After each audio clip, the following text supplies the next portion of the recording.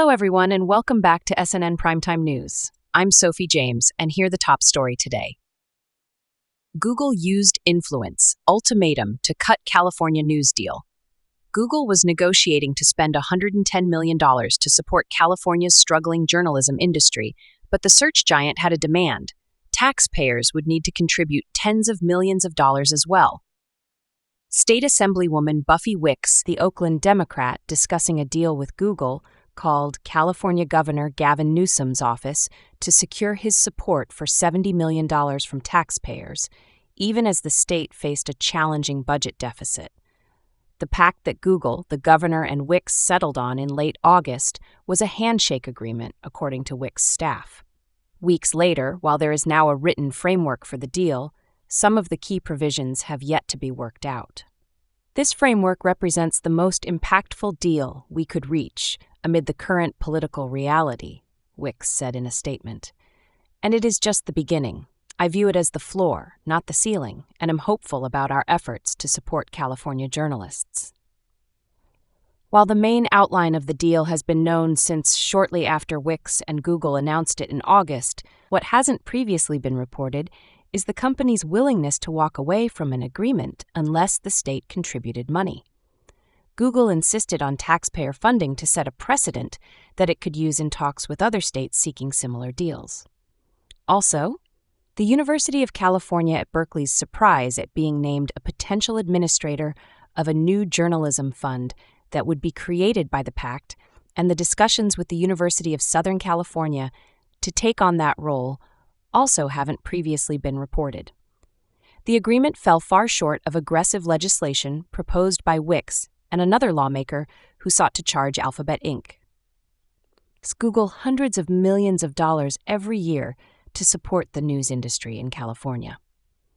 After private negotiations that excluded some of the state's largest media companies, the deal helped Google avoid a costly outcome that would have provided a template for lawmakers around the country considering what Silicon Valley owes media companies, especially as progress in artificial intelligence may cost more media jobs, according to almost a dozen people familiar with the talks who asked not to be named because of the nature of the discussions. Wicks, Google, and the governor have touted the deal, but many in California's journalism industry criticized the state for failing to extract more money from the tech giant, squandering a chance to keep local news thriving. Others say the influx of cash is the best journalists could have hoped for in a fight with one of the world's 5 most valuable companies, which had signaled its willingness to cut off local news access to 40 million Californians. I don't believe the tech companies owe us something because they came up with better technology that killed newspaper advertising, said Neil Chase, Chief Executive Officer of California news nonprofit Cal Matters. We wish this had gotten us more money, but why would you turn down the money it did get? That's going to help me pay my reporters next year. The U.S. newspaper industry has been in decline for decades as its traditional advertising deserted to digital sites. At the same time, Google and Facebook were among the internet companies that pulled in news stories for free for users and sold advertising around those stories. In the face of dwindling revenue, more than 2,900 newspapers, almost all local weeklies, have closed since 2005, according to a report from Northwestern University's Medill School of Journalism. Lawmakers and philanthropic organizations have pushed to find ways to support local journalism, arguing it's vital for an informed citizenry in a thriving democracy. But parties are deeply divided about the best path forward. And in the case of Google, newsrooms have struggled to negotiate with a company that is at once an antagonist and a benefactor. It provides grants and trainings to publications across the state. In California, 2 bills moved forward in the legislature that took aim at Google and other tech companies to generate money to sustain journalism in the state.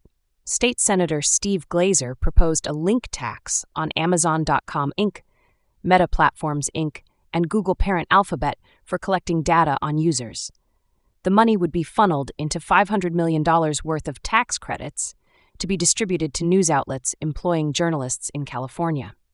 Wicks drafted a bill that would have charged companies like Google and Meta for using and selling advertising alongside news produced in California, which has 580 local news outlets, the most of any state, according to data from Medill's Local News Initiative.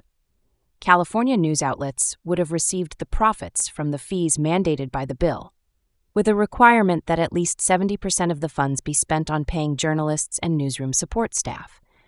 WIC's proposal was the first state-level attempt to force big tech to fund the news industry, borrowing from similar agreements in Canada and Australia. Google fought back. In April, the company announced it was limiting search results from California news sites and said it would halt planned investments in news until there's clarity on California's regulatory environment. Google's move to limit news access surprised and angered Newsom, according to one of the people familiar with the matter. But the governor, who faced a multi-billion-dollar budget deficit, wasn't eager to support either bill in the legislature, the person said. Newsom viewed Glazer's bill as a tax increase and had indicated throughout the year that he was against tax-raising measures. And for about a year, Newsom's office had told WICS that there would be no state money in a Google journalism deal. Our interest was how much the taxpayer and the state would have a buy-in and making sure that publishers around the state weren't cut off entirely from any news site, including Google News, said Bob Saladay, an advisor to Newsom. As a result of the agreement, we have a balance that provides nearly $250 million to help the industry, more than any other state has provided, and we hope it works to restore and revive journalism in California, Saladay said. Google framed the deal as a model of public-private partnership. This agreement builds on our existing support for the local news ecosystem in our home state with additional investments, the company said in a statement. Google shares rose about 1% to $163.38 at 12:30 p.m. Friday in New York. The stock gained 16% this year through Thursday's close. Tech giants have notched a series of wins in California, where many executives enjoy close relations with the governor. Newsom has been criticized for backing Silicon Valley when last month he vetoed an AI safety bill that would have made companies legally liable for harms resulting from their models. Without stronger backing from Newsom, WICS struck out on her own and narrowed negotiations to Google and a select few after California's legislature returned from summer recess on August 5th, according to WIC's office. The deal was finalized in roughly 2 weeks before being announced August 21st. The path forward for the bills, both their passage in the legislature and potential for a signature by the governor, was uncertain, WIC's office said in a statement. This uncomfortable reality is why we decided to come to the table to negotiate with Google. WICS relied in the talks on Bob Hertzberg, a former Speaker of the California State Assembly. Jaffer Zaidi, Google Global Vice President of News Partnerships, who is normally based in New York, decamped to Sacramento for 2 to 3 weeks as the deal came together, according to another person familiar with the matter. As far as I know, the only people at the table were her office and the Google folks, Chase said. The governor, initially worried any taxpayer money would be in the hundreds of millions of dollars, agreed to the lower number of $70 million, with $30 million distributed in the first year and $10 million in the following 4 years, according to a draft of the agreement reviewed by Bloomberg. The California legislature must still approve the state's contribution, which is expected to be considered early next year. Google will contribute $110 million for the news industry over the 5 years, and another $12.5 million for AI research, according to the draft. Google declined to specify the amount for AI research, saying, "We've committed to further investments that will go toward AI initiatives and priorities in the state." The company's message to the industry was that if the deal collapsed, newsrooms would get nothing, said one journalism leader, who asked to remain anonymous to avoid jeopardizing professional relationships. Google was very persuasive in its viewpoint, the journalist said. Google insisted on taxpayer money as part of the deal with California to help set a precedent for potential talks about payments to the news industry in other states, according to the people familiar with the talks. The company believes the inclusion of public funds will discourage other states from following California's lead, one of the people said. But California's annual contribution also may be subject to the budget process in the legislature, putting those funds at risk each year, according to one of the people. In a statement, Google said the company was clear in our public statements and conversations with the government that a healthy news industry in California requires support from both the California government and a broad base of private companies. Despite the impact these negotiations could have on the California news industry, few news publishers, unions, or interest groups were clued in. Some of those in the loop had ties to Google. Lion Publishers, a trade association of mostly hyper-local digital news startups, found out about the agreement less than a week before it became public knowledge, according to one of the people. The group had connected with Wicks' team before. Her legislative director attended a Lion happy hour in Oakland in the spring. Google is also a major backer of Lion, which has 15% of its 600 members based in California. The company sponsors a conference once a year and contributes to an annual grant program that gives as much as $20,000 each to Lion newsrooms. Chase of Cal Matters, who is also a Lion board member, said he brought up the possibility of his group hosting the AI Research Accelerator that is proposed as part of the deal, though he said a journalism school with deep ties to engineering and tech also would be a good option. The Emerson Collective, the investment company founded by Laureen Powell Jobs, was considered as a potential host for the accelerator, according to Wicks's office. The venue is still being determined. Google, which is locked in a race for dominance in AI with Microsoft Corp and the startup OpenAI, has a keen interest in pushing its AI tools to as many companies as possible. It seems as though Google is using this as an opportunity to advance their own interest in AI, said Ted Glasser, a professor emeritus of communications at Stanford University. I didn't see journalists asking for this, and that's the problem with doing this behind closed doors. The announcement from Wicks and Google about the deal labeled UC Berkeley as the administrator of the new journalism fund. While the school had been approached during the negotiations, it had never accepted the role and was surprised when it was named in the agreement, according to people familiar with the matter. The University of Southern California may be swapped in for UC Berkeley, the people said.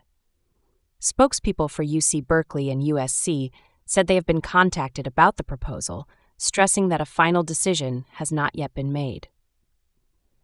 Wicks' office said talks with both schools are ongoing.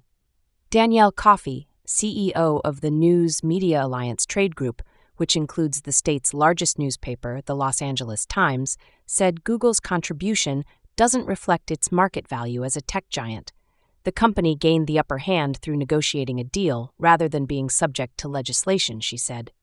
For the state's local news industry, the deal was a missed opportunity to secure a pillar of support for a precarious future, Glasser said. The relationship among tech companies and news outlets has gained even greater importance as AI tools provide information directly and eliminate the need for a user to visit the websites of publishers whose content often powers the AI responses in the first place. Amid a wave of deal-making between media companies and AI startups, including a tie-up in early October announced by OpenAI and Hearst Corp, Google has been a notable holdout. With the exception of a reported $60 million deal with Reddit Inc., Google has signaled to publishers behind closed doors that it isn't interested in negotiating, Bloomberg has reported.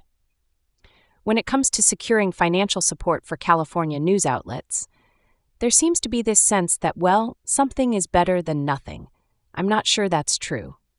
Glasser said of the Wicks-Google agreement, I think this needs to be done legislatively in order to instill a sense of public purpose and public interest. I think Google's self-interest is not enough to sustain this project.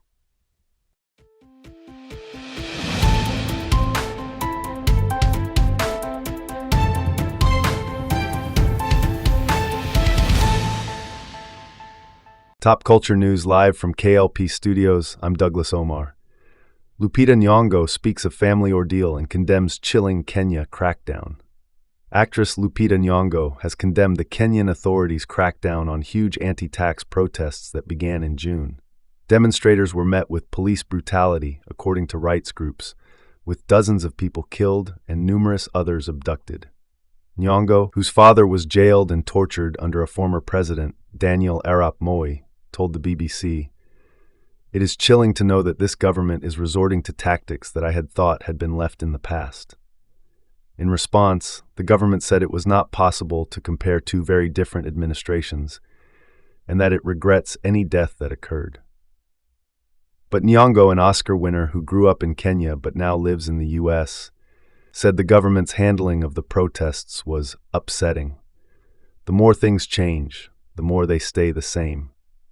"I don't know how this story ends," said Nyong'o, who has starred in Hollywood hits like 12 Years a Slave and Black Panther, during an interview about her new podcast.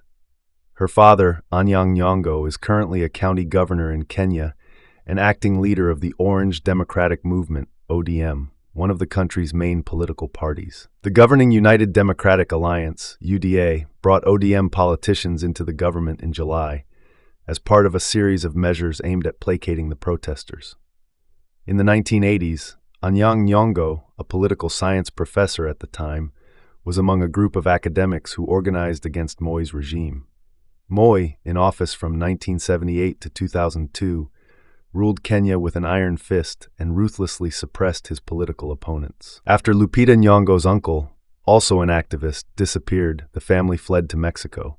Her uncle's body has never been found, but according to local reports, the family believes he was pushed off a boat. "I am deeply grateful for the younger people who are on the front lines fighting for a different Kenya," Lupita Nyong'o said of this generation's protesters. Isaac Mwara, spokesperson for the current Kenyan government, told the BBC that the authorities were very cooperative with the protesters and acceded to the demands, including the president not assenting to the finance bill. It was controversial tax measures in that bill that sparked the trouble. As for reports that people were killed during the demonstrations, Mwara said, "Only police statistics are official." The government regrets any death that occurred during the protests, and anyone who may have caused such will be held responsible following the rule of law. Nyong'o detailed her father's ordeal in the latest episode of her storytelling podcast, Mind Your Own. In it, Nyong'o and other African contributors tell entertaining real-life tales in order to explore what it means to be from the continent. So far in the series, accounts have hailed from Ghana, Nigeria, Kenya, Rwanda, and the diaspora. Nyong'o tells her dad's story in an episode named The Freedom Fathers, the only one so far where politics and oppression are mentioned. This is intentional. The actress said she wanted to focus on quirky, peculiar tales rather than well-trodden subjects such as conflict, disaster, and poverty. "I think that all too often we can be narrow about our idea of what is African. I wanted to stay away from the hot-button issues that are in the news, that are making it across the globe, because those already exist," she said. "What are the stories that we don't know about? An ordinary person going through an extraordinary situation." Although Mind Your Own was produced by American company Snap Studios, numerous African creatives were hired to work behind the scenes. For example, the podcast's cover art was made by Mateus Sithole, an artist Nyong'o met in Mozambique, while Nigerian-American musician Sandra Lawson-Indu did the theme song. "I really wanted to have as many African hands touch this project as possible. I wanted to send a message, a clear message. This is by and for Africans, without it being exclusionary of anybody else," Nyong'o said. However, she acknowledges that it is not possible to encapsulate the entire continent, comprising 54 countries, in one podcast. "There's absolutely no way that I would task myself in trying to give the ultimate or comprehensive thesis of Africa. That's crazy," she said. "Africa is going to be as malleable and as changeable as the people who come from there. So we're never going to be done telling our own stories."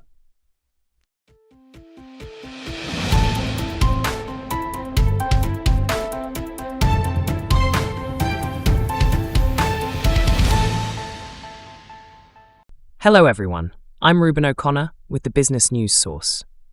Starmer rebukes minister over P&O boycott call.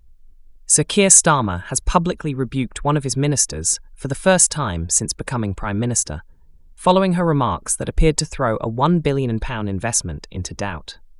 Transport Secretary Louise Hay said this week that she had boycotted P&O ferries in recent years and would encourage others to do so, after the firm sacked hundreds of workers in 2022 and replaced them with lower-paid agency staff. P&O Ferries' parent company, DP World, has now suggested it will not attend the government's flagship investment summit on Monday and may postpone the investment announcement it was due to make there. "I think we'll resolve that," Starmer told the BBC's Newscast podcast. In an interview with ITV News on Wednesday, Hay was asked whether she used the ferry service. "I've been boycotting P&O ferries for 2.5 years, and I would encourage consumers to do the same," she said. The Transport Secretary also described P&O ferries as a rogue operator. When I asked the Prime Minister if Hay had been wrong to say this, he said, "Well, look, that's not the view of the government." Hay's comments in the interview coincided with her department announcing new legislation aimed at protecting seafarers from what it described as rogue employers. In that announcement, Deputy Prime Minister Angela Rayner was quoted calling P&O ferries mass sacking an outrageous example of manipulation. A Downing Street spokesperson told the BBC on Friday afternoon, "We welcome P&O Ferries' commitment to comply with our new seafarers legislation, which protects against damaging fire and rehire practices." It said it was continuing to work closely with DP World, which also owns Southampton Port. On Monday, the UK is hosting its International Investment Summit, where ministers will try to attract billions of pounds of investment. DP World declined to comment on the reports that the London Gateway investment was under review because of Ms. Hay's comments. Responding to the incident, Conservative Shadow Business Secretary Kevin Hollinrake said that on the eve of the investment event, it was a body blow for the government. "It shows that Labour cabinet ministers have never been in business, don't understand business, and don't know how to talk to business. They just haven't got a clue," he said. But Liam Byrne, the Labour chair of the House of Commons Business and Trade Committee, defended Hay. He told BBC Radio 4's Today programme that she had been absolutely right to say that the behaviour of P&O, owned by DP World, in the past, has been completely unacceptable. Byrne would not be drawn on whether a boycott of P&O would be a good thing, though, and said there had been cross-party calls for a boycott. "Senior figures I have spoken to in government are incensed at the suggestion from a senior minister of a boycott, at just the point they are trying to claim they lead a pro-business administration. I understand conversations between the government and the company are ongoing to try to tempt them to turn up on Monday." Starmer added that he believed the investment summit was evidence of a growing confidence from companies in the UK's economy. "I think Heathrow airports had to sort of expand the VIP area, the sheer number of people coming in for our summit," he told us on Newscast. But the Prime Minister could have done without a public row with one of those invited and with one of his cabinet ministers.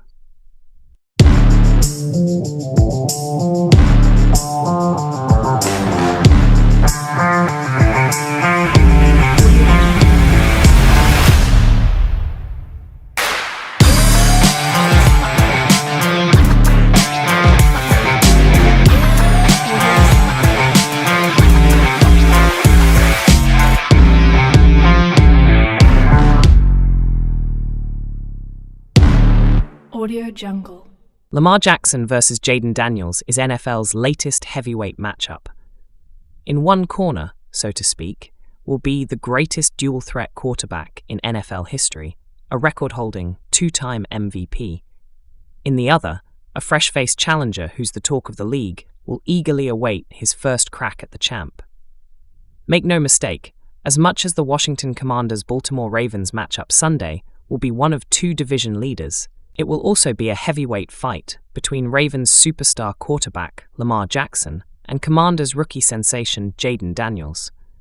And although the quarterbacks won't square off directly at Bank Stadium, they'll slug it out figuratively while leading their teams. Daniels has impressed the man whose belt he aspires to take.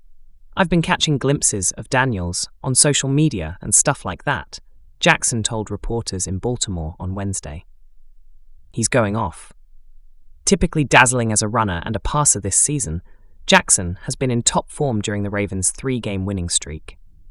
While leading Baltimore 3-2 to a first-place tie with the Pittsburgh Steelers atop the AFC North, the 3-time Pro Bowler has completed 68% of his passes for 686 passing yards, with 7 touchdowns and no interceptions.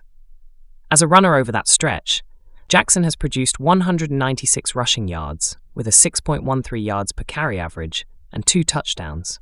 Overall, Jackson has 363 rushing yards, 6.8 yards per carry, and is 8th in the league.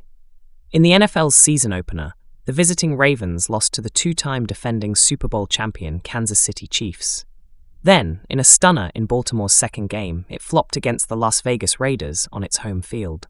Since then, however, the Ravens have defeated the Dallas Cowboys on the road, the previously undefeated Buffalo Bills in Baltimore, and the Cincinnati Bengals on the road.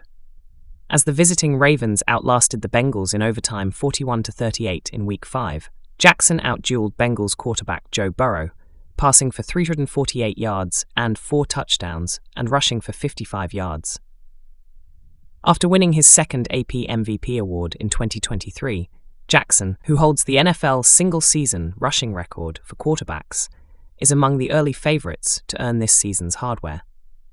As well he should be, renowned quarterback coach Quincy Avery said. Having both Jackson and Daniels together in the same wall, the ring will be a marquee bout, and Avery intends to tune in. In terms of the MVP race, in my opinion, Lamar Jackson is leading the charge, Avery told Anscape. He's playing at an incredible level. He's just able to do so much and add so much to that team. To this point, Daniels is doing wonders for the Commanders. The runaway leader for the AP Offensive Rookie of the Year award, Daniels, 23, has reinvigorated long-dormant Washington, 4-1, which has won 4 straight and is alone atop the NFC East. The number 2 overall pick in the 2024 draft, Daniels been impressive as much because of his smarts as a passer as his breathtaking athleticism as a runner. With a sparkling completion percentage of 77.1, Daniels leads the NFL. He's also 3rd in total QBR and 5th in passer rating. When bolting from the pocket, Daniels often confounds would-be tacklers. He regularly extends drives with a rare combination of speed and elusiveness for any player, let alone a passer. Daniels has 4 rushing touchdowns, which is tied for 5th in the league, and 300 yards, 5.3 yards per carry, to rank 14th in the NFL.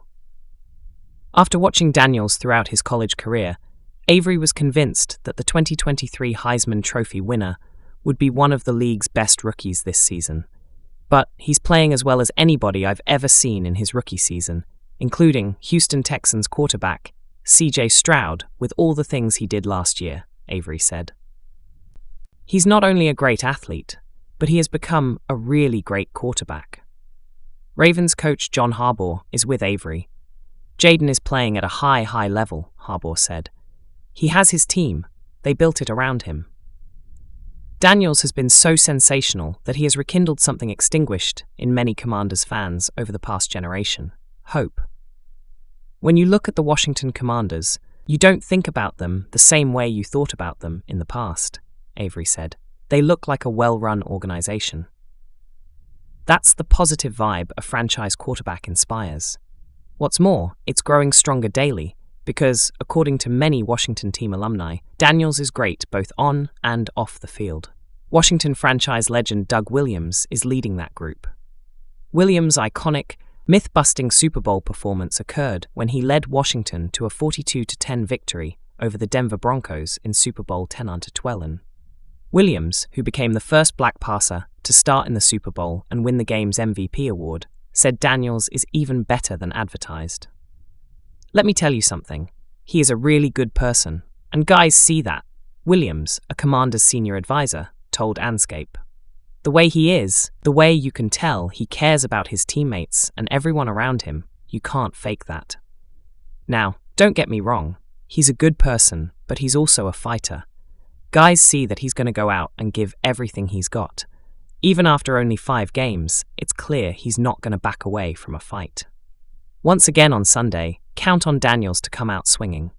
Jackson has proven he isn't one to back down either. The wait is almost over. Let's get ready to rumble. Audio